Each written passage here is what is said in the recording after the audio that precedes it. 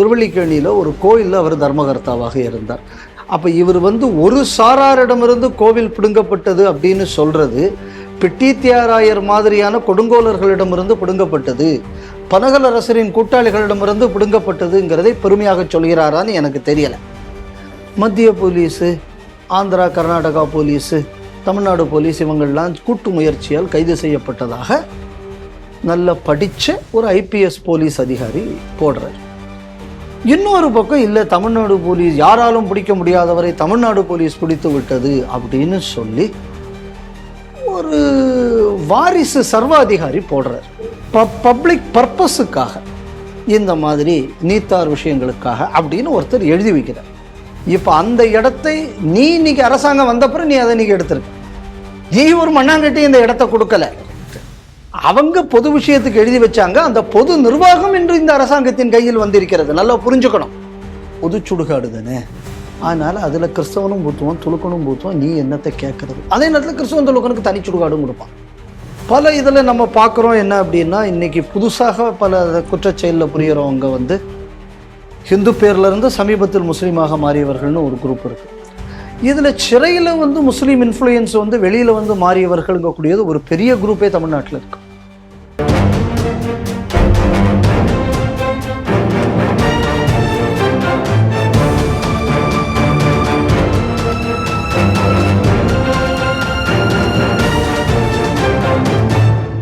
Sri TV நேயர்களுக்கு வணக்கம்.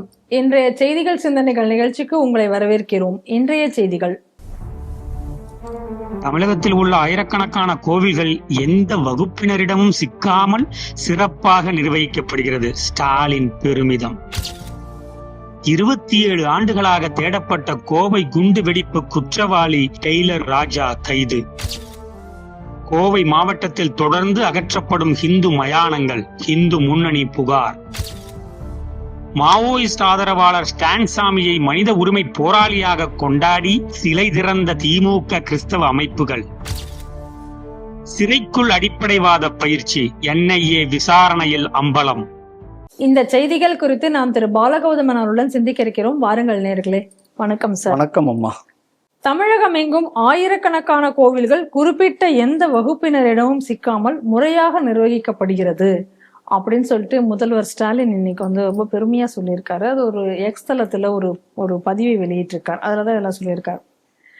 இடஒதுக்கீடு நமது உரிமை, நாம் தலை நிமிர்ந்து நிற்க வகுப்பு வாரி அரசாணை, இதெல்லாம் பத்தி நம்ம இன்னைக்கு பேசுறோம். இன்னைக்கு சமூக நீதி தான் நம்ம நம்மளுடைய பலம் அப்படின்னு சொல்றோம்னா அதுக்கு எல்லாத்துக்கும் காரணம் பனகல் அரசர் தான் காரணம். அப்பவே இந்த கோவில்களை எல்லாத்தையும் அவர் ஹிந்து சமய அறநிலைத்துறை சட்டம் இயற்றி அதற்கு கீழே எல்லாத்தையும் கொண்டு வந்தாரு. அதனால இன்னைக்கு ஆயிரக்கணக்கான கோவில்கள் எந்த ஒரு வகுப்பினரிடம் இல்லாமல் அது முறையாக நிர்வகிக்கப்படுகிறது. அதனால இந்த அவருடைய பிறந்த தினத்துல நம்ம அவருக்கு நம்ம வணங்கணும். அவருடைய வழியில தான் இன்னைக்கு திராவிட மாடல் போயிட்டு இருக்கு. அதற்கு அடித்தளம் விட்டவர் அவர் தான் அப்படின்னு பேசியிருக்காரு.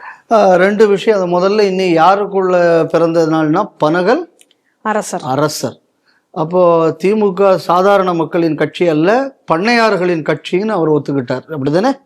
பனகல் அரசர் தானே அவரு? ஆமா, அவர் சாதாரண மனுஷர் இல்லையே, பனகல் அரசருக்குள்ளது.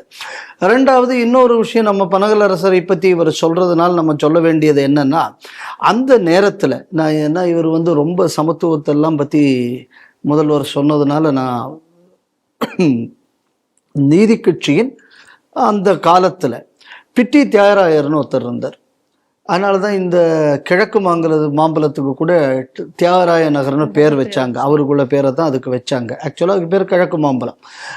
நீங்கள் அதை பார்த்தீங்க அப்படின்னு சொன்னால், யார் அந்த பிட்டி தியாகராயர் அப்படின்னா, பின்னி மில் பிரச்சனை வந்த உடனே இந்த பிரச்சனைக்கெல்லாம் பல தீர்வுகளில் ஒரு சொல்யூஷன் அவர் சொன்னது என்னன்னா, SC சமுதாய மக்களை ஊருக்கு வெளியில கொண்டு குடியமர்த்த வேண்டும் அப்படின்னு சொன்னவர் யாருன்னா இந்த பிட்டி தியாகராயர். இன்னும் சொல்ல போயாச்சுன்னா, அந்த நேரத்தில் ஆலய நுழைவு போராட்டத்துக்கு எதிராக வேலை செய்தவர் இந்த பிட்டி தியாகராயர். இது நம்ம எல்லாருக்கும் தெரியும். ஏன்னா அப்போ அவர் நம்ம திருவல்லிக்கேணியில் ஒரு கோயிலில் அவர் தர்மகர்த்தாவாக இருந்தார். அப்ப இவர் வந்து ஒரு சாராரிடமிருந்து கோவில் பிடுங்கப்பட்டது அப்படின்னு சொல்றது பிட்டித்தியாராயர் மாதிரியான கொடுங்கோலர்களிடமிருந்து பிடுங்கப்பட்டது, பனகலரசரின் கூட்டாளிகளிடமிருந்து பிடுங்கப்பட்டதுங்கிறதை பெருமையாக சொல்கிறாரான்னு எனக்கு தெரியல. அப்படின்னா இவர் ஏன் அவருக்கு வந்து நன்றி தெரிவிக்கணும் அப்படிங்கிற கேள்வி வரும். அதனால இந்த கேள்விக்கு வந்து ஸ்டாலின் தான் பதில் சொல்லணும். அதுக்கப்புறம் எந்த குறிப்பிட்டவரிடமும் இல்லை, அது உண்மை. ஏன்னா இந்துக்களிடமிருந்து அது பிடுங்கப்பட்டு விட்டது. இன்னைக்கு கோவில் இந்துக்களிடம் இல்லை, அதனால இந்துக்களிடமிருந்து நாங்கள் இந்து கோவிலை பிடுங்கி விட்டோம் அப்படின்னு அவர் சொல்றார். அதென்ன சொல்றாரு, ஒரு குறிப்பிட்ட ஒரு பிரிவினர் அப்படிதானே சொல்றாரு. இல்ல, எந்த வகுப்பினரிடம் எந்த வகுப்பினரும் ஹிந்துங்கக்கூடிய வகுப்பினரிடமிருந்து கோவில் பிடுங்கப்பட்டுள்ளது அப்படின்னு அவர் இப்ப சொல்லியிருக்கார். இன்னும் சொல்ல போயாச்சுன்னா என்னுடைய கேள்வி அதுக்கு அடுத்ததுதான் அவர் ஒரு பொய்ய சொல்றார், நல்லபடியாக நிர்வகிக்கப்பட்டு வருகிறது. என் கேள்வி என்ன அப்படின்னா, 20 சில்லறாயிரம் கோவில் இருக்கும்போது கோவிலின் நிலங்கள் 5.25 லட்சம் ஏக்கர்கள் இருந்ததாக நீங்க சொல்றீங்க. ஆனா இதே கோயில் எண்ணிக்கை இன்னைக்கு 44,000 கிட்ட வந்தாச்சு. அப்போ நியாயத்துக்கு 5 லட்சம் ஏக்கர் இருக்கிறது இன்னைக்கு 6.5 லட்சத்துக்கு மேல போயிருக்கணும் கண்டிப்பாக. ஆனா இப்போ வந்து 3.5 லட்சமோ 3.25 லட்சம் ஏக்கருக்கோ தான் நாங்க வந்து ஆவணங்கள் எல்லாம் நாங்க சைட்ல ஏத்த போறோம்னு இவருக்குள்ள அமைச்சரவை சொல்லி கொண்டு வருகிறது. இன்னும் அதையும் செய்யவில்லை. அப்ப சீரிய நிர்வாகம்னா என்ன அப்படின்னு சொன்னா, கோவில் நிலத்தை திருடுவது சீரிய நிர்வாகம். ஏன்னா திமுகவுக்குள்ள அடிப்படையே என்னன்னா, எவன் அதிகம் திருடுறானோ, மாட்டிக்கொள்ளாமல் திருடுகிறானோ, திருட்டையே சட்டப்பூர்வமாக மாற்றுகிறதோ, இதுதான் திமுகவின் நிர்வாகத்திறன். அதை வந்து அவர் வெளிப்படுத்தி இருக்காரு. ஏன்னா ஏற்கனவே இந்த முதல்வர் சொன்ன ஒரு வார்த்தையை நான் ஞாபகப்படுத்த விரும்புகிறேன். அண்ணாதுரை பாக்கெட்ல இருந்து பைசாவை திருடி நான் வந்து கடையில் போய் பொருள் ஆமாம் ஞாபகம் இருக்கா, அவர் வந்து எங்கிட்ட வந்து ஏதோ வாங்குறதுக்கு கடைக்கு வாங்குறதுக்கு அனுப்புவார், அந்த பைசாவை நான் திருடி இருக்கேங்கிற பெருமையாக சொல்லியிருக்கிறார். ஆனாலும் ஒரு திருடனை பொறுத்தளவுல நல்ல நிர்வாகம் என்ன அப்படின்னா, மேம்பட்ட திருடு வந்து ஒரு நல்ல நிர்வாகமாக இருக்க முடியும். அப்போ வந்து இப்போ நம்மளோட கேள்வி என்ன அப்படின்னா, 20 சில்லறாயிரம் கோவில் இருக்கும்போது இவ்வளவு ஏக்கர் இருந்து இப்போ ஏன் குறைந்திருக்கிறது?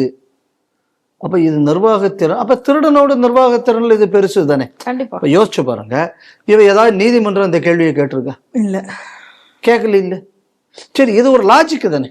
இவ்வளவு லட்சம் ஏக்கர் இவ்வளவு கோவில் இருக்கும்போது இருந்துச்சு. அப்ப அது டபுள் பங்காகும் போது நியாயத்துக்கு சரியப்பா, நான் பழைய பெரிய சொத்துள்ள கோவில்லாம் எடுத்துட்டேன், கொஞ்சம் சொத்துள்ள கோவில்லாம் பின்னாடி எடுத்திருந்தால் கூட நியாயத்துக்கு அது 10 லட்சம் ஏக்கரா இருந்திருக்கணும். ஏன்னா டபுள்னா 5.5 × 5 10.5 இருக்கணும். சரி, பின்னாடி உள்ளதே குறைவானதாக இருந்தா அதுல பாதியா இருந்தா கூட இப்போ ஒரு 7.5 லட்சம் இருக்கணும். ஆனா இப்ப இந்த 7.5ல பாதி கூட இல்லை. அப்ப இவ்வளவு பெரிய திருட்டு சட்ட ரீதியாக நடத்தினதுக்கு அப்புறமா இன்னும் இப்படி ஒரு துறையை இந்த நாடு சகித்து கொண்டிருக்கிறது, இதை நீதிமன்றம் கேட்க மாட்டேங்குது அப்படின்னு சொன்னா இது எப்படிப்பட்ட ஒரு திருடு? அப்போ மாட்டிக்காத அளவு திருடு, இல்லைன்னா நான் திருடு பண்ணினால் எவனும் கேட்க முடியாத அளவில் உள்ள ஒரு திருடு. அப்ப இதுதானே திமுகவின் பார்வையில இதுதானே ஒரு இது. அப்பா தனது பெருமையாக எதை சொல்றாரு, டிக்கெட் எடுக்காம ரயில் ஏறி வந்தேன். பையன் என்ன சொல்றாரு, சாமான் வாங்குறதுக்கு அண்ணாதுரைட்டு இருந்து வாங்கிட்டு போன பணத்துல நான் ஆட்டைய போட்டேன். சார், இப்ப திருடு மட்டுமே தான் எங்களுக்குள்ள கொள்கை என்று இருக்கக்கூடியவர்களுக்கு இது பெரிய ஒரு விஷயமாக பார்க்கப்படுகிறது. அப்புறம் ஹிந்துக்களிடமிருந்து கோவில்கள் பறிக்கப்பட்டதுங்கக்கூடியதை நான் முன்னாடி சொன்னேன். அதுக்கு ஒரு உதாரணம் என்ன அப்படின்னு சொன்னான், இப்போ அந்த பனகல் அரசர் அப்படின்னு இவர்கள் சொல்லக்கூடிய ஒரு காலத்தில் அது நடந்திருக்குன்னு சொல்கிறார். இப்போ அந்த நேரத்தில் என்ன அந்த சட்டத்தில் இருந்தது அப்படின்னா, அந்தந்த கோவில்களுக்குள்ள நிர்வாகம் மட்டும்தான் இந்த துறைக்கு, கோயிலில் இருக்கக்கூடிய வழிபாட்டு முறைகள் இதிலெல்லாம் அது தலையிடப்படாதுன்னு இருக்கு. ஏண்டா இன்னைக்கு கோயிலுக்குள்ள கும்பாபிஷேகம் முடிவு பண்றதுல இருந்து என்ன மந்திரம் சொல்லணுங்கிறது வரை இந்த துறை முடிவு பண்ணுதே. அப்ப பனகல் அரசருக்கு துரோகம் செய்தது நீங்க தானே. நிச்சயமாக. அதோட 5 வருஷத்தோட கிளம்பணும்னு சொல்லியிருக்காங்கல்ல. ஆமா, ஒரு கோயில் நீங்க எடுத்தாச்சுன்னா 5 வருஷத்துக்குள்ள நிர்வாக சீர்கேட்டை சரி பண்ணி கையில கொடுத்துட்டு போகணும்னு சொல்லியிருக்கு. ஏன் இதுவரை நீங்க ஒரு இடத்துல கூட போகலைன்னா, ஒரு இடத்துல கூட நீங்க நிர்வாகத்தை சரி பண்ணவில்லைன்னு தானே அர்த்தம். உங்களுக்கே நிர்வாகத்திறன் இல்லையே. ஆமா, அதனால நம்ம என்ன புரிஞ்சுக்கணும், அவர் என்ன சொல்லியிருக்காரு, சீரிய நிர்வாகத்தின் அடிப்படையில். இப்ப அப்பார், அதாவது கருணாநிதிங்கிறவர், அவர் என்ன சொன்னார், நான் மது விலக்கை தற்காலிகமாக விலக்கிக் கொள்கிறேன் அப்படின்னாரு. அவர் நிரந்தரமாகவே போயிட்டார். ஆனா அவர் தற்காலிகமாக விலக்கினது இன்னும் இருந்துகிட்டு இருக்கு. அதனால நீங்க அவர் சொல்லக்கூடியதுல எந்த தவறும் இல்லை. இந்துக்களிடமிருந்து பிடுங்கி இருக்கிறார்கள். ரெண்டாவது ஒரு சாராருக்கிடம் இருக்கக்கூடாது அப்படின்னு சொன்னாங்க. அந்த ஒரு சாரார் இருக்கக்கூடியது அவர் பெட்டித்தாயார் குடும்பத்தை சொன்னாராங்கிறது எனக்கு தெரியல. சரி, இப்போ ஒரு சாராருக்கிடம் அது இருக்கக்கூடாதுங்கிறது நியாயமான விஷயம் அப்படின்னு சொன்னா, இன்னைக்கு அந்த பனகல் அரசர் இருந்திருந்தால் என்ன சட்டம் போட்டிருப்பார்? நீங்க அப்படியே கொஞ்சம் கற்பனை பண்ணி பார்த்தாச்சுன்னா, கருணாநிதி என்பவர் திமுகவின் தலைவராக இருந்தார். அதுக்கப்புறம் கருணாநிதியின் மகன் முத்துவேல் கருணாநிதி முதல்ல இருந்தார். அப்புறம் முத்துவேல் கருணாநிதி ஸ்டாலின் இருந்தார். இப்போ முத்துவேல் கருணாநிதி ஸ்டாலின் உதயநிதி இருக்கிறார். இன்னைக்கு அடுத்தது இன்ப நிதி துன்ப நிதி என்னெல்லாம் நிதிகள் வருதோ அதெல்லாம் இருக்க போகுது. அப்போ ஒரு சாராரிடம் தானே இப்ப திராவிடமே மண்டிக்கிட்டு கிடக்கு. அப்ப இதை எப்படி மீட்கிறது? அப்போ நான் பனகல் அரசர் இதைத்தான் அவரது நோக்கமாக கொண்டிருந்தார் அப்படின்னு சொன்னா, முதல்ல திமுக இருந்து இவங்களெல்லாம் இப்ப நீக்கணும். கண்டிப்பா. சரி பாருங்க, மதிமுகன்னு ஒண்ணு போச்சு. அங்க என்னடானா வையண்ணா கோபாலசாமி, இப்ப அவர் வைகோன்னு தம்பேரை மாத்தி விட்டாரு. ஏன்னா எவனுக்குமே இப்ப இந்த திராவிட கூட்டங்கள்ல எவனுக்குமே அவன் அப்பா அம்மா வச்ச பேரை வச்சுக்க மாட்டாங்க. அது என்ன பிரச்சனையோ அப்பா அம்மா மேல தெரியல. அவர் உடனே வைகோன்னு கோபாலசாமியை வைகோன்னு மாத்திக்கிட்டார். இப்ப என்னடான்னா துரை வைகோவான், அவருக்கு மய. அப்போ ஒரு சாராரிடம் தானே, ஒரு குடும்பத்திடம் மட்டும்தானே அங்க இருக்கு. அது அடுத்த திராவிடம். ஆமா. சரி, அதுக்கப்புறம் சரி இவளோட கூட்டணி அமைச்சுக்கிட்டு இருக்கு ஒரு கட்சி. அது என்னடான்னா நேரு, அப்புறம் இந்திரா காந்தி, அப்புறம் இந்திரா காந்திக்கு மயன் ராஜீவ், ராஜீவுக்கு மயன் ராகுல். இது இடப்பட்ட காலத்துல ராஜீவ் மனைவி சோனியா, இப்போ கூட பிரியங்கா, அப்புறம் இப்ப கார்கேன்னு ஒருத்தர் தலைவரை போட்டிருக்காரு. அப்ப நீங்க சொல்றது தப்பு தானேன்னு யாராவது கேட்கலாம். இப்ப அவர்கிட்ட போய் ஏதோ ஒரு கேள்வி கேட்டாங்களாம். அவரு சொன்னாராம், காங்கிரஸ் மேலிடம் முடிவு செய்யும். யாரு சொன்னாங்க? மல்லிகார்ஜுன கார்கே. மேலிடம் யார? நீதானே கட்சியின் தலைவர். அப்ப அவரே ஒத்துக்கிட்டாரு, மேலிடங்கக்கூடியது இந்த குடும்பம் தானே. இப்ப இதுல இருந்து நீங்க இன்னைக்கு மீட்க போறீங்க. அப்ப ஒரு சாராரிடம் அதெல்லாம் கட்டுப்பட்டு இருக்கு. இப்ப அப்படி இதுதான் பனகல் அரசருக்குள்ள ஃபார்முலாவைத்தான் நாங்க ஃபாலோ பண்ணுவோம் அப்படின்னா, இந்த ஒட்டுமொத்த குடும்பமும் இப்ப அரசியலை விட்டு நீக்கப்பட வேண்டும். அதானே நியாயம். இப்ப பனகல் அரசருக்குள்ள பையன் திமுக தலைவரா இருக்கா? அப்படியா? இல்ல. இருக்காரா? இல்ல. இல்ல அதிமுக தலைவரா இருக்காரா? இல்ல. இல்ல மதிமுக தலைவரா இருக்காரா? இல்ல. இந்த திமுக இருந்து பிரிஞ்சு வந்தால திக தலைவரா இருக்காரா? அதுல இருந்து அதுவும் இல்ல. அப்ப அவரு இது இல்ல. அப்ப அவருக்குள்ள பிரின்சிபல்ல ஃபாலோ பண்றது அப்படின்னா, இந்த கட்சியில இருக்கக்கூடிய ஒண்ணுத்திலயுமே அவங்க இல்ல. கரெக்ட். அப்ப நியாயப்படி இவங்க குடும்ப ஆட்சி நடத்துறதெல்லாம் மாத்தணுமா வேண்டாமா? நிச்சயமா மாத்தணும். அப்ப ஒரு சாராட்டு வந்து காப்பாற்றணும் இல்ல. அதனால முதல்வர் என்ன பண்ணணும்னு சொன்னா, அவருக்குள்ள இதை பின்பற்றணும் அப்படின்னு சொன்னா, முதல்ல ஸ்டாலினுக்கு ரிசைன் பண்ணிட்டு கட்சியில கொஞ்சம் விவரம் உள்ள யாரையாவது ஒரு ஆளை தலைவராகும் அப்படின்னு சொன்னா, அதுதான் சமத்துவம். கரெக்ட். குடும்பத்துக்கு ஒரு சாராருக்கு என்று ஆகாது இல்லையா? கண்டிப்பா. அப்ப இதுதானே ஒருத்தருக்கு பையன் ஒருத்தருக்கு பையன். அப்ப அந்த குடும்பம் மட்டுமே ப்ரிவிலேஜா இருக்குல்ல. ஆமா. அப்ப அதுதான் இவங்களுக்குள்ள இது. அப்புறம் அப்படி அவரை சொல்லிட்டாருன்னு வைங்க, அப்ப என்ன சொல்லுவாங்க? அவரு ராஜவம்சத்தை சேர்ந்தவர் அந்த அரசர், நான் அப்படியா, நான் உழைப்பாளி அல்லவா அப்படின்னு அப்புறம் பேசுவாங்க. அவர் அப்படி சொன்னா இப்படி, இவர் இப்படி சொன்னா அப்படி. அதனால ஆலயங்கள் இந்துக்களிடமிருந்து பறிக்கப்பட்டது என்பதுதான் உண்மை. ஏன்னா இப்போ இவங்க கட்சியில இருந்த பெட்டித்தியாராயருக்குள்ள ஆளுமையில தான் இருந்தது. அவரு தான் ட்ரஸ்டியா இருந்தாரு எந்த கோயிலுக்கு, நம்ம திருவள்ளிக்கேணி கோயிலுக்கு. அப்ப அவரிடமிருந்து பிடுங்கி இவ யார் அனுபவிக்கிறாங்கன்னா கருணாநிதி குடும்பம் அனுபவித்து கொண்டிருக்கிறது. இப்போ அந்த ஒரு சாரார் அனுபவிக்கல, நாங்க ஒரு சாரார் தான் அனுபவித்து கொண்டிருக்கிறோம் அப்படின்னு அவர் சொல்லியிருக்கார். இதை நம்ம அப்படித்தான் புரிஞ்சுக்கணும். கோவை குண்டுவெடிப்புக்கு பின் தலைமறைவாகி இப்ப 29 ஆண்டுகளாக தேடப்பட்டு வந்த பயங்கரவாதி டெய்லர் ராஜா இன்னைக்கு சிக்கியுள்ளார். கர்நாடகாவில் இருக்கக்கூடிய விஜயபுரா அப்படிங்கிற இடத்துல வச்சு கைது செய்திருக்கிறார்கள். இப்பதான் கொஞ்ச காலத்துக்கு முன்னாடி அபுபக்கர் சித்திகை கைது செய்தார்கள். தொடர்ச்சியாக இப்ப இந்த டெய்லர் ராஜாவை இன்னைக்கு கைது செய்திருக்கிறார்கள். இந்த டெய்லர் ராஜா எங்க இருந்தான் அப்படின்னு சொன்னா, கோவையில தெற்கு உக்கடம் பகுதியில் பிலால் காலனியை சேர்ந்தவனாக இருந்திருக்கிறான். இவன் வேற வேற பேர்கள்ல பயங்கரவாத செயல்களை தொடர்ந்து ஈடுபட்டு வந்திருக்கிறான்.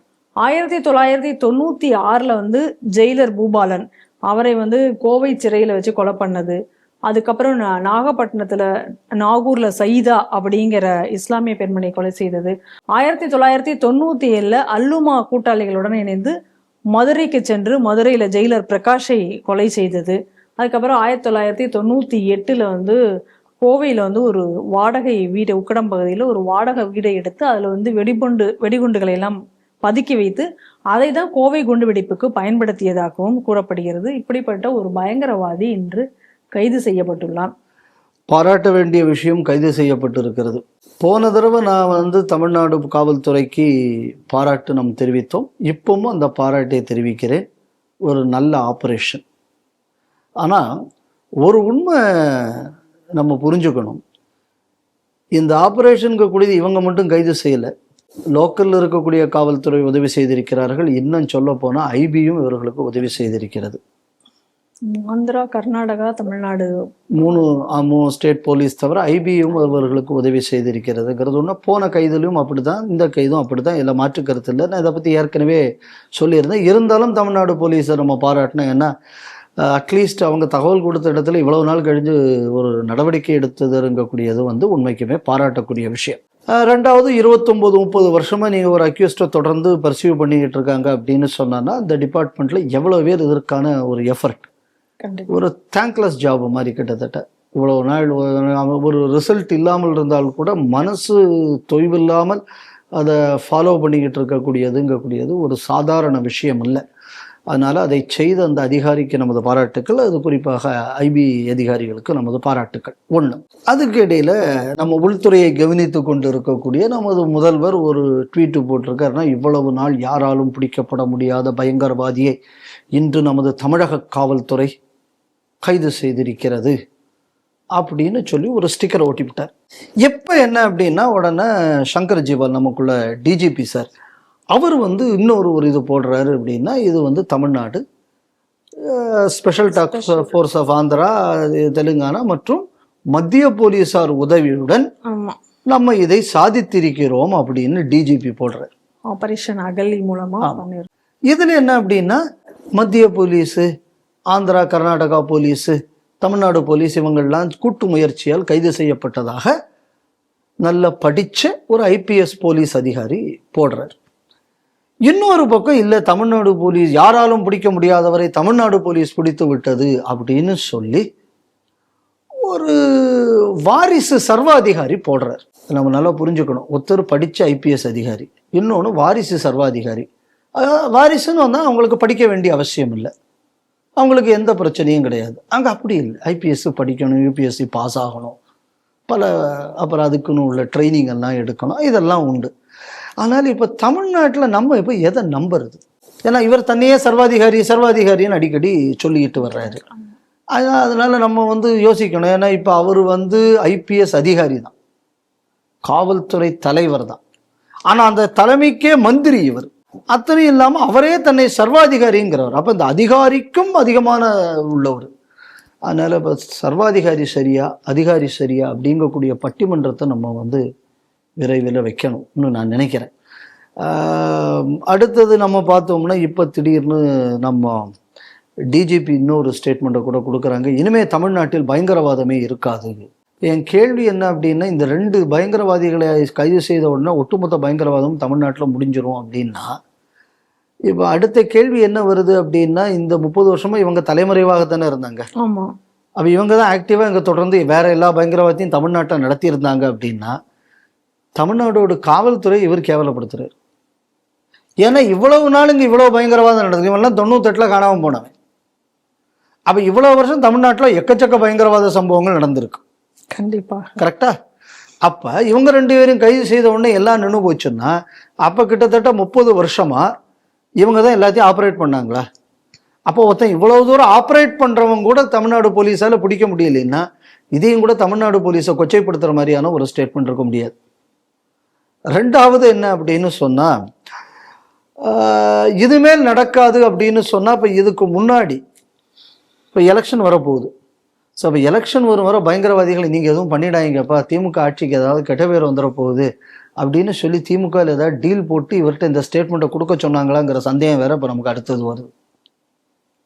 ஏன்னா இப்போ சமீபத்தில் கூட இப்போ இடையில ஜெயிலில் போய் இந்த சீமான் வந்து பார்க்க போனோம் அப்படியா, அந்த ராஜா ஹுசைனா நம்ம ராஜகோபால்ஜியை வெட்டின அயோக்கியப்ப எல்லாம் ஒருவன் அவனெல்லாம் பார்க்க போனால் நீங்கள்லாம் முன்னாடி மாதிரி இல்லை, அதனால தான் உங்களுக்கு இந்த பிரச்சனைன்னு எல்லாம் சீமான் சொன்னதாக சிறையில நீங்க சிறையாமா அப்படின்னு சொல்லி ஒரு ஸ்டேட்மெண்ட்டு நம்ம பார்த்தோம். அப்படின்னு சொன்னால் இந்த மாதிரியான பயங்கரவாதிகள் இன்னும் சிறையில் வந்து நீங்கள் இப்படியெல்லாம் இருக்கக்கூடாது, இன்னும் வேகமாக போகணும் ஒருத்தன் சொல்லிக்கிட்டு வரான் ஜெயிலில் போய். அப்போ இதெல்லாம் கண்டுகொள்ளாமல் இருக்கக்கூடிய இந்த அரசு இப்போ பயங்கரவாதத்தை எப்படி கட்டுப்படுத்த போகுது? அடுத்த கேள்வி வரும் இல்லை? அப்போ நம்ம இதெல்லாம் பார்க்கும்போது என்ன தோணுது அப்படின்னா, அப்போ இந்த பயங்கரவாத செயல்களுக்கும் தேர்தலுக்கும் என்ன சம்பந்தம் இருக்கு? அப்போ சில கட்சியின் வெற்றி தோல்விக்காக பயங்கரவாதிகள் பயன்படுத்தப்படுகிறார்கள் என்றால் அப்போ அரசியல் கட்சிகளுக்கும் பயங்கரவாதிகளுக்கும் உள்ள தொடர்பு என்ன? இந்த கேள்விக்கு வந்து இன்னைக்கு டிஜிபி பதில் சொல்லணும். இதுக்கு மேல் இனி தமிழ்நாட்டில் நடக்காது. சரி, இது எவ்வளவோ தினம் தான் முன்னாடி நீங்கள் சொல்லியிருக்கீங்களே. சரி, இப்போ இந்த திமுக ஆட்சியில் தான் வந்து அந்த கோயம்புத்தூரில் குண்டு வெடிச்சது. திமுக அமைச்சர்களே இதை சிலிண்டர் குண்டுன்னு சிலிண்டர் வெடித்தது, குண்டு கூட சொல்ல, சிலிண்டர் வெடித்தது அப்படின்னு சொன்னாங்களே. அப்போ டிஜிபி வந்து இப்போ என்ன அந்த வியூவை சப்ஸ்கிரைப் பண்ணுறாருல, இல்லை இதுக்கு மேலே இனிமேல் வரக்கூடிய குண்டுகள் எல்லாமே சிலிண்டர் வெடித்தது, வண்டியின் பெட்ரோல் டேங்கு தீப்பற்றியது, இல்லை சும்மா நின்று கொண்டே இருந்த வந்து ஸ்கூட்டருக்கு வந்து தானாக வெடித்தது, அதுக்கப்புறம் வீட்டில் இருக்கக்கூடியவன் முந்தின நாள் தான் உருளைக்கிழங்கு சாப்பிட்ருப்பான், கவுந்து படுத்ததுனால வந்த சத்தத்தில் கட்டடம் இடிந்து விழுந்தது, இப்படியெல்லாம் இனி வந்து இவங்க விளக்கம் கொடுத்தாலும் கொடுப்பதற்கான வாய்ப்பு இருக்குன்னு நினைக்கிறேன். இந்த மாதிரியான ஸ்டேட்மெண்ட்டை பார்த்தாச்சுன்னா இன்னும் தமிழ்நாட்டில் நீங்கள் தொடர்ந்து பார்த்தா என்னையே அப்பப்போ இங்கே வந்து ஆளுகளை பிடிச்சிட்டு போகிறாங்க. அப்போ இந்த மாதிரி ஒரு பக்கம் அரெஸ்ட் நடந்துகிட்டு இருக்கிற நேரத்தில் இனிமே இங்கே பயங்கரவாதம் நடக்காதுன்னு டிஜிபி ஸ்டேட்மெண்ட் கொடுக்குறாரு அப்படின்னு சொன்னால் இது ஒரு தப்பான ஒரு செய்தி எல்லாம் கொடுக்குது. அப்போ அவங்க வந்து அரெஸ்ட் பண்ணுறதுக்கெல்லாம் இப்போ தமிழ்நாடு அரசு இனிமேல் ஒத்துழைக்காதா? ஏன்னா இங்கே தான் பயங்கரவாதமே இல்லையே, அப்புறம் நீயே அங்கேருந்து இங்கே வர அப்படிங்கிற நாளைக்கு துலுக்கம் 10 பேர் கேட்பான்ல. டிஜிபியே சொல்லிட்டாரு இங்கே பயங்கரவாதம் இல்லைன்னு, அப்புறம் நீங்கள் ஏன் இங்கே வந்து பிடிக்கிறீங்க கேட்பான்ல. கண்டிப்பா. அப்போ என்ஐஏயோட இன்வெஸ்டிகேஷனை வந்து கட்டைல் பண்ணுறதுக்காக வேண்டி இந்த மாதிரியான ஒரு ஸ்டேட்மெண்ட் டிஜிபி விட்டுருக்காங்களா? இப்போ இந்த கேள்விக்கு வந்து டிஜிபி வந்து பதில் சொல்லணும். இது மாதிரி ஒரு ரெக்லஸ் ஸ்டேட்மெண்ட்டாக நான் இதை பார்க்குறேன். எனக்கு இது வந்து ரொம்ப பழக்கமான ஒரு விஷயமாக இருந்தது. ஆர்எஸ்எஸ்க்குள்ள ரூட் மார்ச்சுக்கு தடை விதிக்க வேண்டும்னு சொல்லி கோர்ட்டில் கேஸ் வந்தது. அந்த கேஸ் வரும்போது என்ன பண்ணாங்க, தமிழ்நாட்டில் இருக்கிற போலீஸ் ஃபோர்ஸில் 50% மேல் ஹிந்து அமைப்பினரை பாதுகாப்பதற்காகவே நாங்கள் வந்து டெப்ளாய் பண்ணோம். காரணம் அப்படின்னு சொல்லிவிட்டு ஒரு 20 சில்லற ஹிந்து அமைப்பினர் மீது பிஎஃப்ஐ மீது நடவடிக்கை எடுக்க நேரத்தில் பெட்ரோல் குண்டுகள் எல்லாம் வீசப்பட்டது அப்படின்னு சொல்லி யார் யாரெல்லாம் அந்த கேஸில் சம்மந்தப்பட்டாங்கன்னு சுப்ரீம் கோர்ட்டில் இதே போலீஸ் டிபார்ட்மெண்ட் தான் மனு தாக்கல் பண்ணாங்க. இதெல்லாம் ஞாபகம் வச்சுக்கணும். 50% மேல் Tamil Nadu police force deployed for securing RSS, Hindu Munnani and BJP and Hindu organisational leaders, துலுக்கன்றது பாதுகாக்கிறதுக்கு. அதனால நாங்கள் ஆர்எஸ்எஸ் ரூட் மார்ச்சுக்கு பர்மிஷன் கொடுக்க மாட்டோம்னு இவங்க தான் சுப்ரீம் கோர்ட்டில் போய் சொன்னாங்க. அப்போ தமிழ்நாட்டில் இருக்கக்கூடிய போலீஸ் ஃபோர்ஸில் 50% மேலே இந்த நாட்டில் உள்ள பெரும்பான்மை இந்துக்களை பாதுகாக்கிறதுக்கு செலவு பண்ணுறோன்னா பயங்கரவாதம் எந்த அளவு வேரூன்றி இருக்கிறதுன்னு நீங்கள் தானே சுப்ரீம் கோர்ட்டில் போய் சொல்லியிருக்கீங்க. அப்புறம் இங்கே பயங்கரவாதமே இனிமேல் இருக்காது அப்படிங்கக்கூடியது முரணான ஸ்டேட்மெண்ட்டாக தெரியலை. அதனால இந்த statement of DGP after this arrest இது வந்து உண்மைக்குமே ஒரு போல்ட்டாக நான் பார்க்குறேன். அடுத்தது நம்ம இந்த பிரச்சனைக்கு வரும். இந்த நெட்டராஜா நீங்கள் அரெஸ்ட் பண்ணுவேன், இவன் வந்து பல கேஸில் சம்மந்தப்பட்டவன். அப்போ இவன் இப்போ எங்கே கைது செய்யப்பட்டிருக்கான்னு பார்த்தா விஜயபுரா, கர்நாடகாவில் கைது செய்யப்பட்டிருக்கான். விஜயபுராங்கிறது மகாராஷ்டிரா பார்டரில் வரும், சோலாப்பூர் பக்கம் வரும். அதுக்கு இருந்து நீங்கள் அங்கேருந்து இன்னும் அப்படியே நம்ம வடகிழக்கு அப்படியே போனோம்னா அந்த கால்புர்கி வரும். அதில் ஏற்கனவே நம்ம மல்லிகார்ஜுன கார்கேக்குள்ள குரூப்புகளோடு சேர்ந்து பல காரியங்கள் அந்த பக்கம் நடந்து வருகிறதுன்னு பார்க்குறோம். அதே இதில் கொஞ்சம் கொஞ்சம் தெற்க வந்தோம்னா ஷிமோகா, அங்கே ஏற்கனவே இஸ்லாமிய பயங்கரவாத விஷயங்கள் இருக்குன்னு சொல்கிறோம். ஒவ்வொரு முறையும் பயங்கரவாத சம்பவங்கள் வரும்போது கர்நாடகாவில் நடக்கும்போது தமிழ்நாடு இதில் சம்மந்தப்பட்டிருக்கிறதுங்கக்கூடிய பலமுறை நான் ஸ்ரீ டிவியில் சொல்லியிருக்கேன். இப்போ நம்மளோட அடுத்த கேள்வி என்ன அப்படின்னா, தமிழ்நாட்டில் இவன் ஒரு சாதாரண ஆள். அப்போ இவனுக்கு இவ்வளவு நாள் இவனுக்கு வந்து கர்நாடகாவில், ஆந்திராவில் இவனை தங்க வச்சு இவனுக்கு பணம் கொடுத்ததெல்லாம் யார்? ஸோ அப்போ இந்த மாதிரியான பயங்கரவாதிகளுக்குள்ள ஹேண்ட்லர்ஸ் யார்? இப்போ இந்த விஷயமெல்லாம் இப்போ வந்து தமிழ்நாடு அரசு இதுவரை எந்த வழக்கில் சொல்லியிருக்காங்க? எந்த வழக்கிலையும் சொல்லலை. ஸோ நீங்கள் இந்த ஹேண்ட்லர்ஸை நீங்கள் இதுவரை போகல, இது என்னென்ன இவன் மாட்டியாச்சு, இவனோட இந்த கேஸை முடிச்சிடுறது. அப்போ அடுத்தவன் இதிலிருந்து உருவாகும். அப்போ இந்த அரெஸ்ட்டுங்கக்கூடியது ஒரு கண்துடைப்புக்காக நடத்தப்படுகிறதா, இல்லைன்னா பயங்கரவாதத்தை தடுப்பதற்காக நடத்தப்படுகிறதாங்கக்கூடிய கேள்வி இன்னும் நமக்கு தொடர்ந்து இருந்து கொண்டு தான் இருக்கிறது. அதுக்கப்புறம் நீங்கள் பார்த்தே அப்படின்னு சொன்னால், நான் பல காலமாக நான் சொல்லிகிட்டு இருக்கிற இன்னொரு விஷயம் என்ன அப்படின்னா, ஒரு ஏற்கனவே இதை வந்து ஒரு கம்யூனிஸ்ட் தலைவர் சொன்னார் துலுக்கனை பற்றி. அந்த ஆள் துலுக்கன், அந்த ஆள் என்ன சொன்னார், இந்த ஃபுட்பாலில் கோல் அடிக்கக்கூடியவனை நமக்கு தெரியும், ஆனால் அவன் மொத்தம் 11 பேர் ஒரு டீமில், இந்த 10 பேர் பாஸ் பண்ணி பந்தை ஒழுங்காக கொடுத்தா தான் அவன் கோல் அடிப்பான். கரெக்ட். அதனால அந்த கோல் அடிக்கிறவனால மட்டும்தான் ஒரு டீம் ஜெயிச்சதுன்னு நீங்கள் சொல்ல முடியாது. இந்த 10 பேர் இல்லாமல் அந்த டீம் ஜெயிக்க முடியாது. நான் சொல்கிறேன், எங்கள் சமுதாயத்தில் என்ன நடக்குதுன்னு எனக்கு தெரியும். ஒரு பயங்கரவாதியை மட்டும் நீங்கள் பார்க்குறீங்க, இவனுக்கு இந்த பால் பாஸ் பண்ணி கொடுக்குற 10 பேர் இந்த உலகம் கொண்டாட மாட்டேங்குது. அதே மாதிரி தான் இந்த இவனுக்கு உதவி பண்ணக்கூடிய எங்கள் சமுதாய கட்டமைப்பு இதையும் கூட மோசமானதுன்னு அந்த ஆள் சொன்னான். இப்போ இந்த வழக்கும் சரி, அபூபக்கர் சித்திக் வழக்குலையும் சரி, நம்ம பார்க்க வேண்டிய விஷயம் அதுதான். அதனால தான் நான் திரும்பி திரும்பி சொல்கிறேன், ஹேண்ட்லர்ஸ் யாரு, ஃபினான்ஷியர்ஸ் யாரு, இவனை இன்டாக்ட்ரினேட் பண்ணிய நபர்கள் யார், தொடர்ந்து இவங்களுக்கு வந்து ஒவ்வொரு விஷயத்துக்கும் உதவி செய்தவர்கள், நீதிமன்றத்தில் உதவி செய்தவர்கள் யார், ஏன் இதுவரை வெளிப்படவில்லை? இப்போ பாருங்க, ஒரு சின்ன உதாரணம். 98 கோயம்புத்தூர் பாம் பிளாஸ்ட் நடந்தது. 98 கோயம்புத்தூர் பாம் பிளாஸ்ட் நடந்த உடனே அன்னைக்கு என்ன சொல்லப்பட்டது அப்படின்னு சொன்னா, இந்த பாம் பிளாஸ்ட் நடக்க போகுதுங்கக்கூடிய தகவலை ஜவாஹிருல்லா சொன்னாராம் போலீஸுக்கு. யாரு சொல்லி சொன்னாராம்? சைனுலாப்தீன் சொல்லி அவர் சொன்னாராம். அதனால இவர்கள் எல்லாம் வன்முறைக்கு எதிரானவர்களாம். நல்லா புரிஞ்சுக்கணும். ஆனா எதை கவனிக்கணும்? இந்த அபூபக்கர் சித்திக், இந்த நெட்டராஜா, இல்லை இமாம் அலி, இதே மாதிரி ஏர்வாடி காசிம், அதே மாதிரி இன்னொருத்தன் இந்த ஆலிம் ஜார்ஜ் கொலை வழக்கில் ஒருத்தன் கன்ஃபெஷன் ஸ்டேட்மெண்ட் கொடுத்தான். இவனுக்கு அவ்வளோ பேரும் சொல்கிறது என்னென்னா, தமிழ்நாடு முஸ்லீம் முன்னேற்ற ஆஃபீஸில் தான் நாங்கள் தங்கியிருந்தோம், அங்கேருந்து ஜவாஹிருல்லா தான் எங்களை வந்து ஒவ்வொரு இடத்துக்கும் அனுப்பிச்சி விட்டா, அப்படி அந்த ஆள் சொல்லித்தான் நாங்கள் கொன்னோம், கடைசியில் உதவி பண்ணலை. இதெல்லாம் ஒவ்வொருத்தரும் அவன் கன்ஃபெஷன் ஸ்டேட்மெண்ட்டில் சொல்கிறான். அதுக்கப்புறம் என்ன அப்படின்னு சொன்னோன்னா, நாங்கள் இந்த பாஷா குண்டு வைக்க போகிறான்னு போலீஸ்கிட்ட நாங்கள் தான் சொன்னோம், அதுக்கப்புறம் நாங்கள் வந்து அந்த பக்கமே போகலை, நாங்கள்லாம் ரொம்ப யோக்கியம் மாறினா. யோக்கியம் தானே? சரி, அதுக்கப்புறம் இவ்வளோ பேருக்கு நீ இவ்வளோ பேர் நீ பயங்கரவாதி ஆக்கினது ஒரு பக்கம் இருக்கட்டும், அப்புறம் இந்த பாஷா உள்ள கஷ்டப்படுறான், அவனை உடனடியாக விடுதலை செய்யணும்னு சொல்லி அரசுக்கு மனு கொடுத்தது யார்? இதே ஜவஹர்லா என்ற கோதனை. ஏன்னா ஜவஹர்லா, ஜைனுலாப்தீன், நீங்களாம் தானே குரல் கொடுத்தியே. ஐயோ முஸ்லீம் சிறைவாசிகள் துன்பப்படுகிறார்களே, அவன் தான் குண்டு வைக்க போறான்னு நாங்க தான் முதல்ல கொடுத்தோம், நாங்க யோக்கியன்னு சொன்னவன் தான் இவனை வெளியில விடுங்கக்கூடியதையும் சொன்னது. அப்புறம் இந்த பாஷா செத்து போன உடனே இவனுக்கு தான் அங்கவே நின்னான். அது மட்டும் இல்லாம தமிழ்நாடு முஸ்லீம் முன்னேற்ற கழக ஆம்புலன்ஸ்ல தான் பாடியும் கொண்டு போனான். ஏன்டா அவன் தான் பயங்கரவாதி, நாங்க தான் அவன் வச்சதெல்லாம் தப்புன்னு சொல்லி கவர்மெண்ட்டுக்கே முன்னாடி சொன்னோம்னு சொன்னவன் ஏன் அதுக்கப்புறம் இந்த இவ்வளவு வேலையும் செய்ய போறான்? அதனால இன்னைக்கு இந்த ராஜா இல்லைன்னா இந்த அபூபக்கர் சித்திக்கு இதெல்லாம் நீங்க வந்து பார்த்தாச்சுன்னா இதெல்லாம் மாட்டிக்கொண்ட வெளியில செய்த ஆட்கள். ஆனால் இதுக்கு பின்னாடி இருக்கக்கூடியவன் மட்டும் இதுக்கு வரை ஏன் இதுவரைக்கும் இவர்கள் இன்னும் கொண்டு வரப்படவில்லை? இவர் 2 பேர் இல்லை, இதுக்கு முன்னாடி எவ்வளவு பயங்கரவாதிகள் இருந்திருக்கான். அதனால இந்த நெட்டராஜா வழக்குக்கு அப்புறமாவது இப்போ நம்ம சொல்லக்கூடிய இந்த விஷயத்தை கணக்கில் எடுத்துக்கொண்டு தமிழ்நாடு அரசு செய்யுமா? டவுட்டு. ஏன்னா இனிமேல் அங்கே பயங்கரவாதமே நடக்காதுன்னு டிஜிபி சொல்லிட்டார். கரெக்ட். உலகத்திலேயே நாங்கள் மட்டுமே தான் பண்ணணும்னு ஒருத்தர் ஸ்டிக்கர் விட்டு போட்டாரு, அந்த மந்திரியாக இருக்கக்கூடிய முதல்வர்.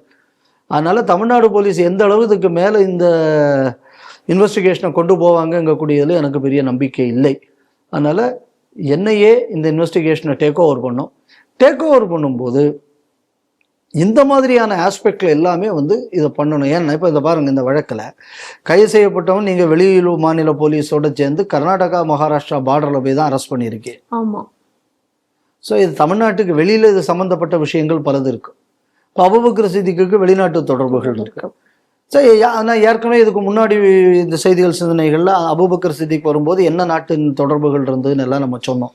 அதனால இதை வந்து நம்ம இந்த 2-3 கேஸுக்கு மட்டும் உள்ள அக்யூஸ்டாக பார்த்தாச்சுன்னா இதில் வந்து எந்த ஒரு பெரிய இதுவும் கிடைக்க போகிறதில்லை.